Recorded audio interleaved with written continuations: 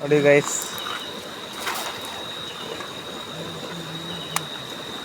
ಇವತ್ತು ನಾವು ಮನೆಗೆ ಬಂದಿದ್ವಿ. ಟೈಮ್ ಬಂದುಬಿಟ್ಟು 9 ಗಂಟೆ ಆಗಿದೆ.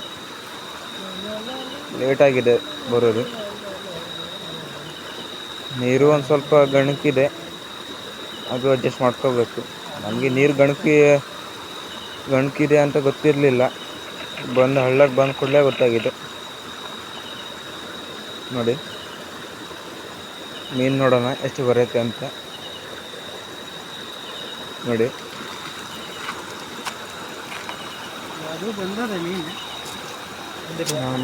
ಬಂದಿದೆ ಅಂತಿದ್ರಪ್ಪ. ನೋಡೋಣ ಎಷ್ಟಿದೆ ಅಂತ ಮೀನು.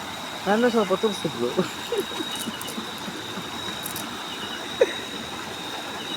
ನೋಡಿ, ಮೀನು ಬಂದದೆ. ನೋಡಿ,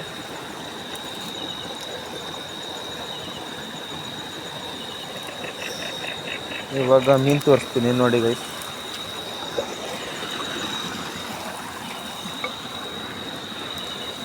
ನೋಡಿ, ಮೀನು ಇಷ್ಟು ಸಿಕ್ಕಿದೆ ನೋಡಿ.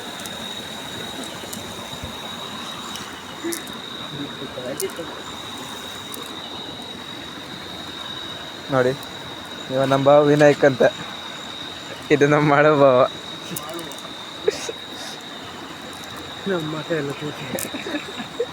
ಜನನೇ ಸ್ವಲ್ಪ ನಗಾಡ್ಲಿ.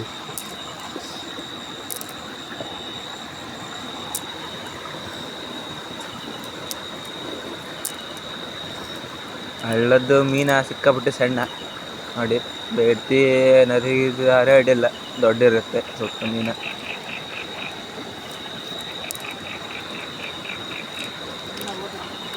ನೋಡಿ, ಮೀನ ಓಡ್ತಾ ಉಂಟು.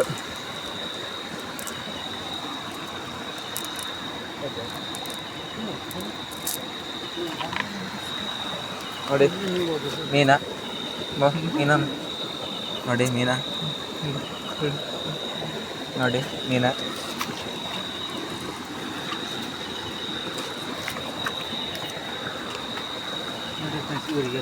ನೋಡಿ.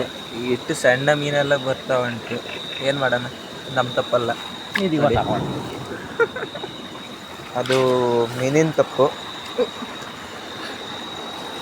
ನೋಡಿ ನೋಡಿ, ಮೀನಾಕ್ಷಿ ಎಂತ ಮಕ್ಕಳಿಗೆ ಹುಟ್ಟುಬಿಟ್ಟೆ. ಒಂದೊಂದು ಮುತ್ತುಗಳು ನೋಡಿ. ನೀರು ಸಿಕ್ಕಾಬಿಟ್ಟು ಗಣಕಿದೆ. ಮೀನು ಹಿಡಿಯೋಕ್ಕಂತ ನಾವು ಇಬ್ಬರು ಬಂದಿದ್ವಿ, ಆದರೆ ಹಿಡಿಯೋಕ್ಕಾಗ್ತಿಲ್ಲ.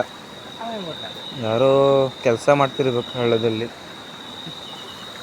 ನೈಟ್ ಆಗಿದ್ರಿಂದ ಬ್ಯಾಟ್ರಿ ತಗೊಂಡು ಹೇಗೋ ಕಷ್ಟಪಟ್ಟು ವಿಡಿಯೋ ಮಾಡ್ತಾಯಿದ್ವಿ.